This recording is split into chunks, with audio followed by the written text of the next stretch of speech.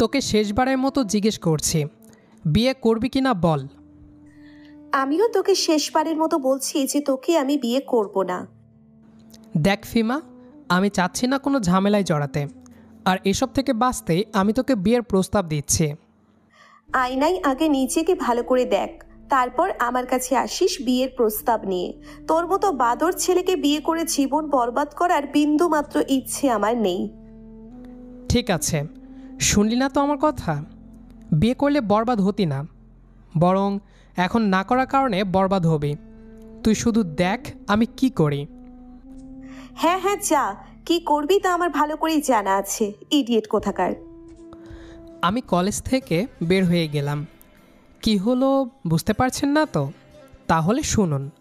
ফিমা হচ্ছে আমার মামার একমাত্র মেয়ে। ছোটবেলা থেকেই অনেক আদর যত্নে বড় হয়েছে, যার কারণে অহংকারে মাটিতে পা পড়তে চায় না। বাবার অট্টালিকা টাকা থাকায় কি করবে না করবে সেসব ভেবেই কুল পায় না সারাদিন।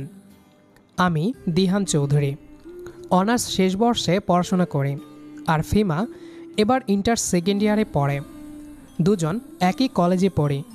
ফিমাকে আমি পছন্দ করি সেই ছোটবেলা থেকেই, কিন্তু কখনো মুখ ফুটে বলিনি, আর তা ইচ্ছে করেই, কারণ ভেবেছি সঠিক সময়ে বলবো।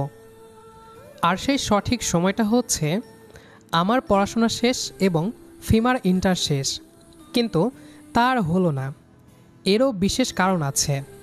আমি ফিমাকে পছন্দ করে সেটা মোটামুটি ফিমার এবং আমার পরিবার সবাই জানে। কিছুদিন আগে লক্ষ্য করি ফিমা ইদানিং একটা ছেলের সাথে অনেক বেশি চলাফেরা করছে। জিজ্ঞেস করলে বলে জাস্ট ফ্রেন্ড, কিন্তু আমার কাছে সেরকম কিছুই মনে হয় না। আমি এই বিষয়ে ফিমার সাথে আগে কোনো কথাই বললাম না, সোজা গিয়ে বাসায় জানালাম আম্মুকে। আম্মুও মামার সাথে আলাপ করলো এবং তারা সিদ্ধান্ত নিলেন যে আমাদের বিয়ে পড়িয়ে দিবেন। পড়াশোনা শেষ করে প্রতিষ্ঠিত হয়ে তারপর বড় করে অনুষ্ঠান করা হবে। সেই মোতাবেক বিয়ের কথা ফিমাকে জানানো হয়। আমি ভেবেছিলাম সেও হয়তো রাজি হবে অথবা বলবে আরও কিছুদিন পর।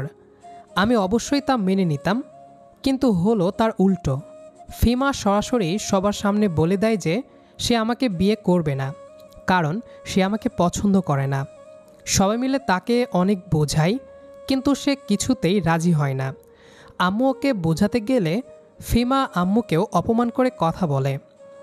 এসব কিছু শুনে আমার প্রচুর পরিমাণে রাগ হয়, কিন্তু তারপরও আমি নিজেকে শান্ত রাখি। ভাবি যে আমি নিজে সরাসরি ফিমার সাথে কথা বলবো, হয়তো সে আমার কথা বুঝবে। তাই আজকে কলেজ শেষে ক্যাম্পাসে ওর সাথে এসব বিষয়ে কথা বলি, কিন্তু সে বরাবরের মতোই না করে। তাকে অনেক বোঝানোর চেষ্টা করলাম, কিন্তু সে কিছুতেই বুঝল না। বাসায় এসে রাগে শরীর জ্বলতে লাগলো। তখনই আম্মু আসলো রুমে।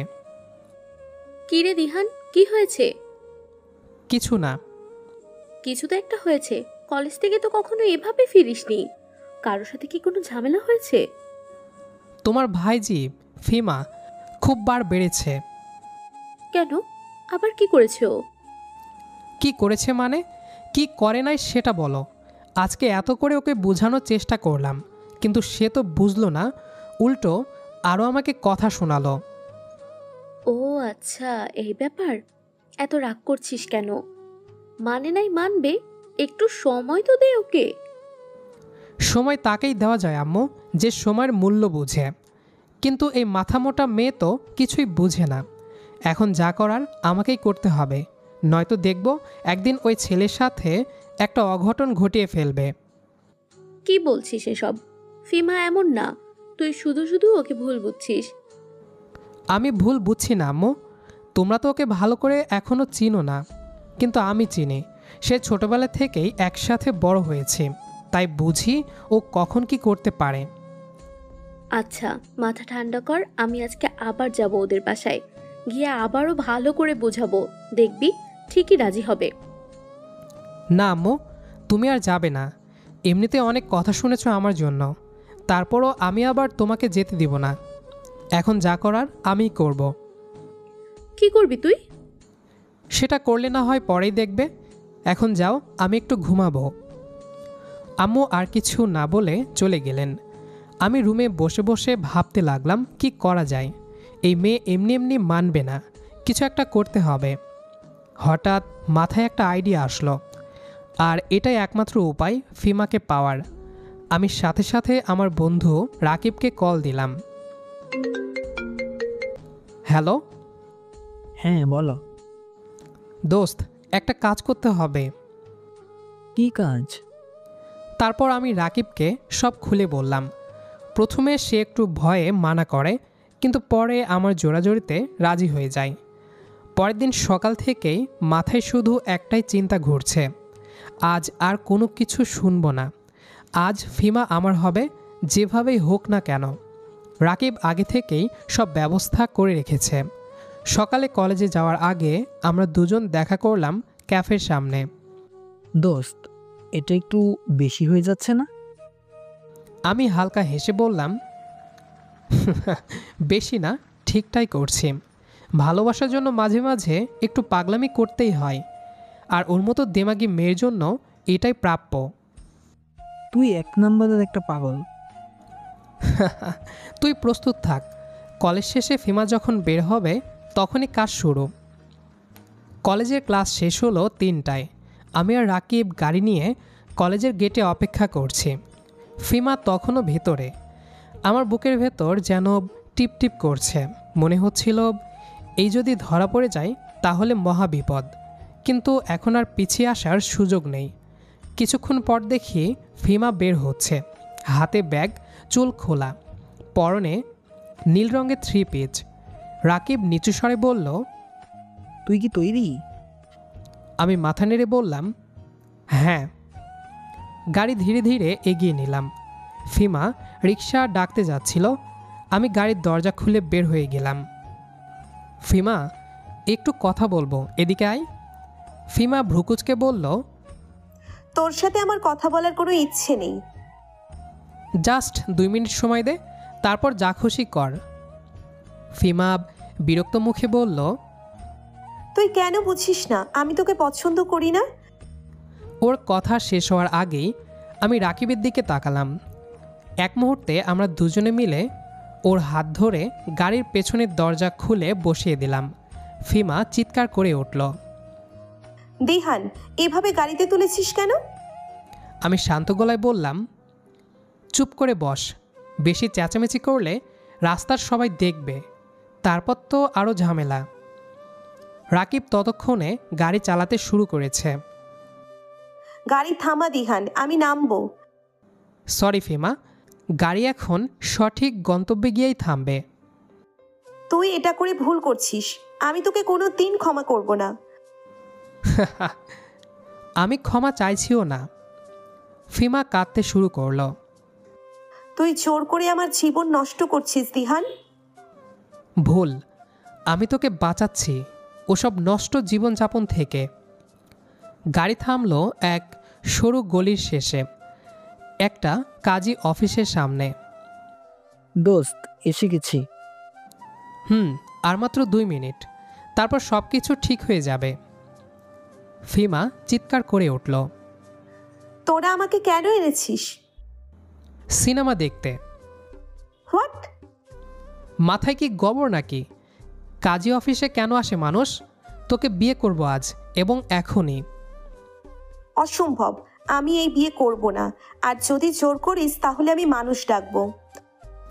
তুই চাইলে এখনই ডাক, কিন্তু আমার চোখে চোখ রেখে বলে দে, তুই আমার কোনো অনুভূতি অনুভব করিস না? না, করি না, আর না কখনো করব। আমি চুপ করে গেলাম।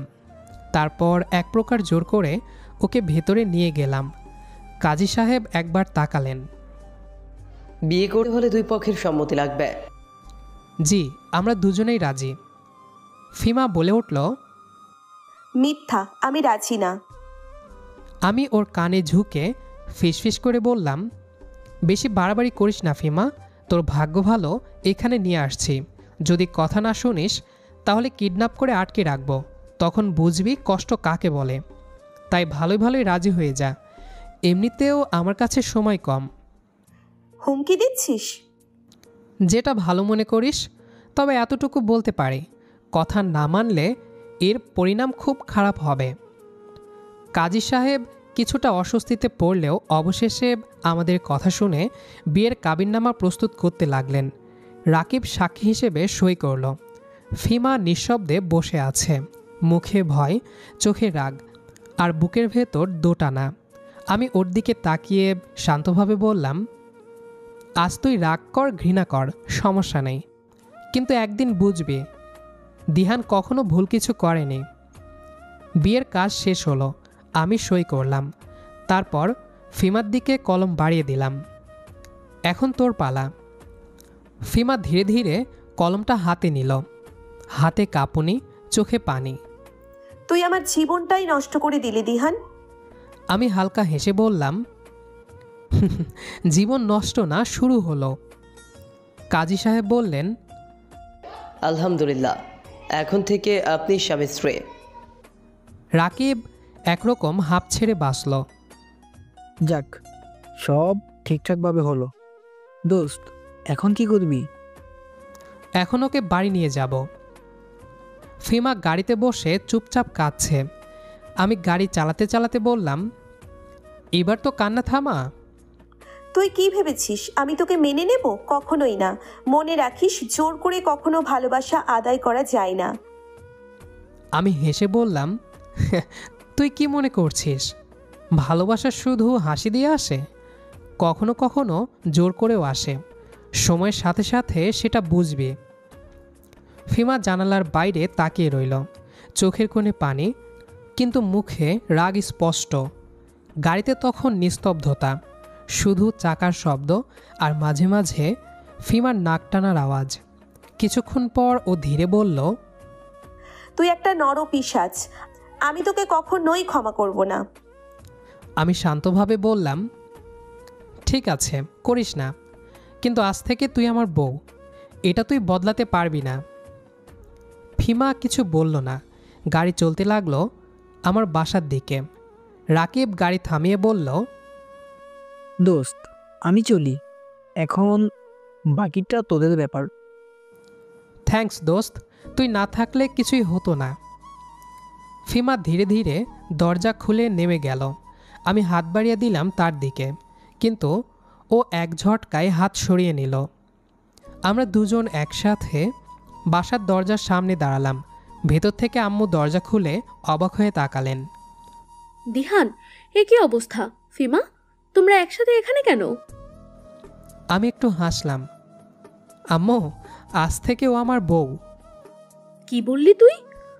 হ্যাঁ আম্মু, আমি আর ফিমা বিয়ে করে নিয়েছে। ফিমা আম্মুকে ধরে কেঁদে ফেলল।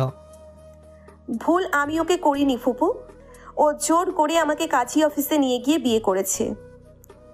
আম্মু হতভম্ব হয়ে চেয়ে রইলেন কিছুক্ষণ, তারপর দীর্ঘ শ্বাস ফেলে বললেন, হায় আল্লাহ, তুই এমন কাজ করলি দিহান, এটা আমি তোর কাছ থেকে আশা করিনি। আমি মাথা নিচু করে বললাম, আম্মু, আমি জানি আমি ভুল করেছি, কিন্তু আমি একটা ভালোবাসা থেকে করেছি। ফিমা কাঁদতে কাঁদতে বলল, ভালোবাসা না, পাগলামি।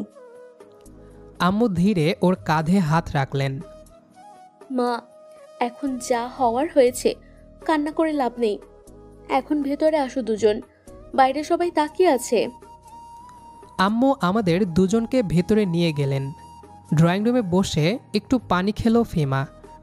শরীর কাঁপছে ওর এখনও। আমি চুপ করে দাঁড়িয়ে আছি, কিছু বলার সাহস পাচ্ছিলাম না।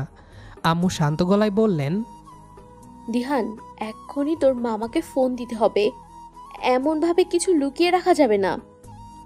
ঠিক আছে আম্মু, ফোন দাও। আম্মু ফোন দিলেন মামাকে। ফোনের ওপাশে সবাই অবাক। মামা রাগে গর্জে উঠলেন, কি, আমার মেয়েকে জোর করে বিয়ে করে এনেছে দিহান? আম্মু শান্তভাবে বললেন, ভাইজান, আমি নিজেও অবাক, কিন্তু এখন তো যা হওয়ার হয়ে গেছে। আমি চাই না এটা নিয়ে আর কেলেঙ্কারি হোক। ওপাশ থেকে কিছুক্ষণ চুপ থেকে মামা বললেন, ঠিক আছে, আমি রাতে আসছি, তখন কথা হবে। ফিমা ভয়ে ফ্যাকাশে হয়ে গেল। ও ফিসফিস করে বলল, বাবা এলে তোর অবস্থা খারাপ হবে দিহান।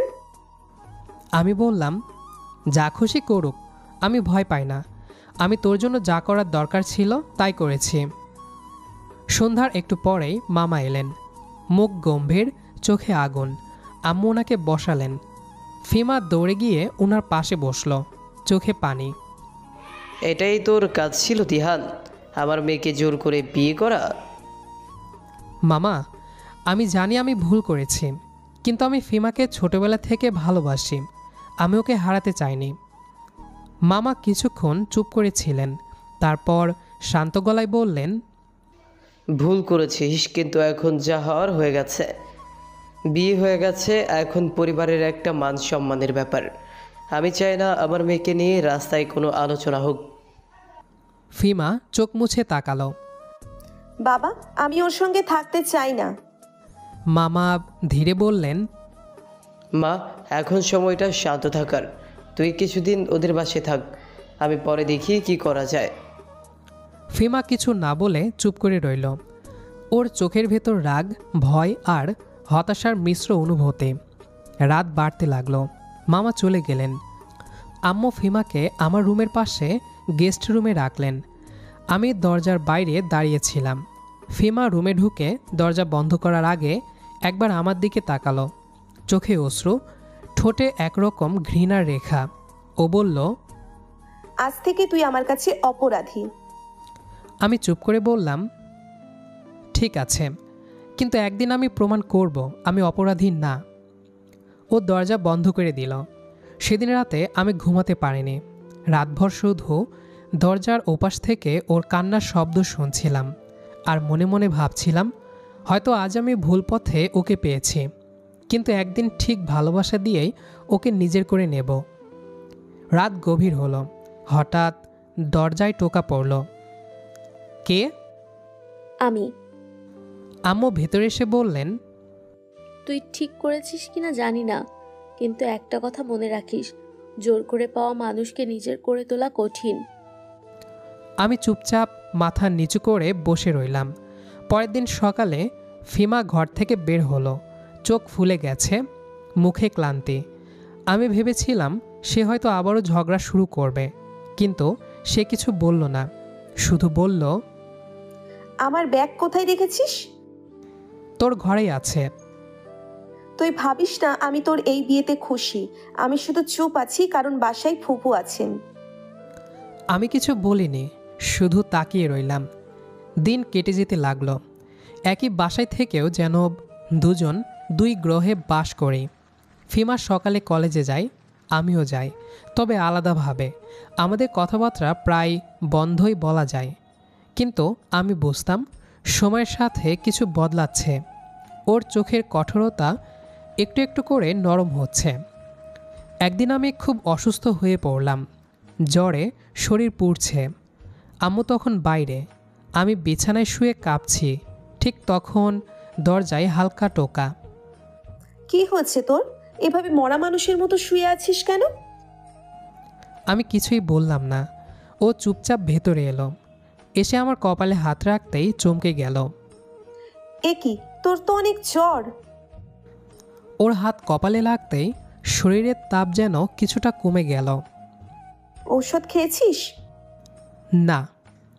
ফিমা অন্য রুমে গিয়ে আমার জন্য ওষুধ নিয়ে আসলো। এই নে, ঔষধ খেয়ে নে। আমি হেসে বললাম, বাহ, এই প্রথম আমার বউ প্রথমবার আমাকে যত্ন নিচ্ছে। বেশি কথা বলিস না, ওষুধ খা। শুধু ফুপু বাসায় নেই দেখে একটু দয়া করলাম। আমি তখনও জ্বরে কাঁপছি। ফিমা মুখ ভার করে ওষুধ এগিয়ে দিল। খা এটা, তারপর চুপ করে ঘুমা। আমি হেসে বললাম, তুই না থাকলে কে খাওয়া তো জানি না। ফিমা বিরক্ত হয়ে বলল, উফ, ড্রামা বন্ধ কর দিহান। ওর কণ্ঠে রাগ থাকলেও চোখের কোণে একটুখানি উদ্বেগ ছিল। আমি সেটা বুঝে ফেললাম। ওষুধ খেয়ে চোখ বন্ধ করলাম। আধো ঘুমে শুনতে পেলাম ও পানির গ্লাস টেবিলে রেখে যাচ্ছে। তারপর ধীরে ধীরে দরজা বন্ধের শব্দ। সন্ধ্যায় ঘুম ভাঙল। দেখলাম পাশে থার্মোমিটার আর টেবিলে স্যুপ রাখা। আমি অবাক হয়ে ভাবলাম, এসব কে রাখলো? ঠিক তখনই দরজা খুলে ভেতরে ঢুকলো ফিমা। তোর জ্বর কমেছে? আমি অবাক হয়ে জিজ্ঞেস করলাম, তুই স্যুপটা বানিয়েছিস? হ্যাঁ, ফুপু নেই, তাই ভাবলাম না খেয়ে মরে যাবি। আমি হেসে ফেললাম। হাসছিস কেন? না, ভাবছিলাম জোর করে বিয়ে করলেও যত্নটা কিন্তু স্বেচ্ছায় দিচ্ছিস। ফিমা তাকিয়ে বলল, তুই ভাবিস না আমি নরম হয়ে যাচ্ছি। আমি শুধু মানুষ হিসেবে দায়িত্ব পালন করছি। বাকি সম্পর্কটা আমার কাছে এখনো ভুল। ওর সেই দৃঢ় গলায় একটা কাঁপুনি ছিল, যেন নিজের মনকেই বোঝাতে চাচ্ছে আমি নরম না। এরপর কেটে গেল কয়েকটা দিন। ফিমা আগের মতো তিক্ত ব্যবহার করে না, কিন্তু দূরত্ব ঠিকই রাখে। তবে মাঝে মাঝে অজান্তে ওর আচরণে একটা অচেনা কোমলতা ধরা পড়ে। যেমন একদিন সকালে আমি কলেজে যাবার সময় ব্যাগ খুঁজে পাচ্ছিলাম না। ঠিক তখন ও এসে বলল, তোর ব্যাগটা টেবিলের নিচে রাখা দেখেছি। থ্যাঙ্কস, তুই না থাকলে আমার কিছুই ঠিকমতো হতো না ফিমা। ফিমা চোখ রাঙিয়ে বলল, আমার নাম মুখে আনিস না। কিন্তু ওর মুখের কোণে একটা লুকানো হাসি ছিল। একদিন সন্ধ্যায় আমি বাহির থেকে ফিরলাম, দেখি ফিমা কাঁদছে, হাতে ফোন। পর্দায় সেই ছেলেটার ছবি যাকে নিয়ে আগেও কথা বলেছিলাম, এবং ফিমা বলেছিল জাস্ট ফ্রেন্ড। আমি দরজার পাশে দাঁড়িয়েছিলাম, কিছু বলিনি। ও আমার উপস্থিতি টের পেয়ে দ্রুত চোখ মুছল। আমি আস্তে করে বললাম, ওর সাথে কি কিছু হয়েছে? কোনো ঝগড়া বা ঝামেলা? ফিমা কাপা গলায় বলল, না, ওর সাথে কোনো সম্পর্কই নেই আর। আমি একটু অবাক হলাম। তারপর বললাম, কেন? আজ জানতে পারলাম ও অন্য একটা মেয়ের সাথে সম্পর্ক করছে, তাও আমাকে না জানিয়ে। আমি চুপ করে গেলাম। তুই ঠিকই বলেছিলি, ওর উপর ভরসা করা ভুল ছিল। আমি ধীরে ধীরে এগিয়ে গিয়ে বললাম, ভরসা ভেঙে গেলে মানুষ দুইভাবে বদলায়, কেউ রাগী হয়, আবার কেউ শান্ত হয়। ফিমা চোখ তুলে তাকালো। সে চোখে এক অদ্ভুত দৃষ্টি, রাগ, কষ্ট, অনুশোচনা সব মিশে আছে। আমি তোর থেকে কিছু চাই না এখন, শুধু তুই নিজেকে কষ্ট দিস না। ও চুপ করে রইল, তারপর আস্তে করে দরজাটা বন্ধ করল। সেদিন রাতে দরজার ওপাশ থেকে হালকা আওয়াজ এলো। হয়তো ও কাঁদছিল, কিন্তু এবার কান্নার সুরটা ছিল না ঘৃণায়, বরং অনুতাপে ভরা। এরপর ধীরে ধীরে ও বদলাতে লাগলো। আমার অসুস্থতায় ও দৌড়ে আসে, চায়ের কাপ হাতে দাঁড়িয়ে থাকে, আবার কিছু না বলে চলে যায়। আমি কথা বললে রাগ দেখাই, কিন্তু না বললে বিরক্ত হয়। আমি না ফিরলে দরজার আড়ালে থেকে ঘড়ির দিকে তাকাই। এসব ছোট ছোট বদলগুলোই বলছিল ফিমার মন বদলাচ্ছে, কিন্তু সে নিজেই সেটা বুঝতে চায় না। একদিন রাতে আমি ল্যাপটপে অফিসের কাজ করছিলাম। ফিমা দরজায় টোকা দিল। তুই খাসনি কিছু? না, ক্ষুধা নেই। নিচে চল, খাবি। আমি মজা করে বললাম, তুই যদি খাওয়াস তাহলে খাবো। ফিমা রাগে মুখে বলল, বেশি বাড়াবাড়ি করিস না। কিন্তু পরে নিজেই প্লেট সাজিয়ে এনে আমার সামনে রাখলো। খাবার খাওয়ার সময় ও বলল, তুই যদি জোর না করতি আমি হয়তো কখনো বুঝতেই পারতাম না কে আসলে আমার ভালো চাই। আমি তাকালাম ফিমার দিকে, ওর চোখের কোণে পানি। তুই যেভাবে করেছিস তা ঠিক না, কিন্তু তোর ভালোবাসা মিথ্যা না। আমার বুকের ভেতর কিছু একটা নরম হয়ে এলো। আমি শুধু বললাম, দেরি হলেও বুঝতে পেরেছিস। এরপর দিনগুলোতে আমরা একসাথে সময় কাটাতে শুরু করলাম। প্রথমে নীরবতা, তারপর হালকা কথাবার্তা, তারপর হাসি। ওর রাগ ধীরে ধীরে গলে যাচ্ছিল আমার নীরব যত্নের নিচে। এক রাতে আম্মু বললেন, তোমরা এখন একই ছাদের নিচে থেকেও আলাদা ঘরে থাকো কেন? লোকজন কি বলবে শুনলে? আমি চুপ করে রইলাম। ফিমা তখন পাশে দাঁড়িয়ে। সেদিন রাতে ফিমা নিজেই আমার রুমে এলো, দরজায় দাঁড়িয়ে বলল, তুই চাইলে আমি এখানেই থাকবো, নয়তো ওই রুমেই থাকবো। আমি প্রথমেও কাউকে মানা করিনি, তাহলে এখন কেন করব? ফিমা রুমে এসে দরজা আটকে দিল, তারপর বিছানায় উঠে বসল। তারপর ধীরে ধীরে আমরা সত্যিকারের দাম্পত্য হয়ে উঠলাম। রাগ, অভিমান, ভালোবাসা সব মিশে গিয়ে সম্পর্কটা নতুন রং পেল। তুই জানিস আমি এখন আর তোকে ঘৃণা করতে পারি না। ভালোবাসা মানেই তো ঘৃণার মাঝে মায়া খোঁজা। ফিমা তখন আমার কাঁধে মাথা রেখে বলে, তুই আসলেই একটা পাগল, কিন্তু শুধুমাত্র আমার পাগল। আমি ফিমার কপালে আলতো করে একটা চুমু দেই। ফিমা কিছুটা কেঁপে ওঠে। ভালোবাসি তোকে। আমিও ভালোবাসি, অনেক অনেক অনেক। তারপর দুজনেই হেসে উঠলাম। সব কিছু সাক্ষী হয়ে রইল আমাদের ভালোবাসার। তো দর্শক বন্ধুরা, সময় এসেছে এবার আজকের মতো বিদায় নেওয়ার। তো বিদায় নেওয়ার আগে গল্পটি আপনাদের কাছে কেমন লেগেছে সেটা অবশ্যই কমেন্ট করে জানাতে ভুলবেন না। আর এরকম নিয়মিত ভালোবাসার গল্প শুনতে হলে আমাদের এই ইউটিউব চ্যানেলটি সাবস্ক্রাইব করে আমাদের সাথেই থাকবেন। আর আমাদের আজকের গল্পটি যারা শেষ পর্যন্ত শুনেছেন তাদের সবাইকে অসংখ্য ধন্যবাদ। দেখা হচ্ছে আবারও নতুন কোনো গল্প নিয়ে। সে পর্যন্ত আমাদের সাথেই থাকবেন।